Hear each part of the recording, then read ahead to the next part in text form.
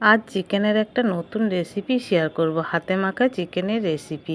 এখানে 1 KG chicken নিয়েছি, চিকেনটা পরিষ্কার করে ধুয়ে নিয়েছি। আর এখানে গুঁড়ো মশলা নিয়েছি, হলুদ গুঁড়ো, ধনে গুঁড়ো, জিরে গুঁড়ো, ঝাল লঙ্কার গুঁড়ো, কাশ্মীর লঙ্কার গুঁড়ো, স্বাদ মতো লবণ আর অল্প একটু চিনি। এরপর গুঁড়ো মশলা দিয়ে দিলাম। আর এখানে নিয়েছি বাটা মশলা, আদা, রসুন, পেঁয়াজ, কাঁচা লঙ্কা, গোটা গরম মশলা, একই সঙ্গে মশলাটা বেটে নিয়েছিলাম। বাটা মশলাটাও দিয়ে দিলাম। আর দিলাম 2 চামচ টক দই। তারপর দিয়ে দিলাম হাফ বাটি সর্ষের তেল। সব কিছু দিয়ে চিকেনটাকে বেশ ভালো করে মাখিয়ে নিলাম।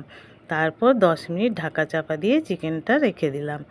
এরপর কড়াইয়ে কিছুটা সর্ষের তেল গরম করে নিয়েছি, লম্বা লম্বা করে পেঁয়াজ কেটে পেঁয়াজগুলো লাল করে ভেজে নিলাম। তারপর দিয়ে দিলাম মাখিয়ে রাখা চিকেন। এরপর ভালো করে চিকেনটা কষিয়ে নিলাম। চিকেনে দেওয়ার জন্য এখানে আমি আলুগুলো লাল করে ভেজে তুলে রেখেছিলাম, সেই আলুগুলো দিয়ে দিলাম।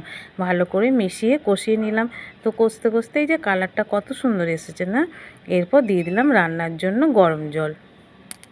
এরপর ঢাকা চাপা দিয়ে রান্নাটা করে নিলাম। আর নামাবার আগে দিলাম একটা গুঁড়ো মশলা, বাড়িতেই মশলাটা তৈরি করে নিয়েছি।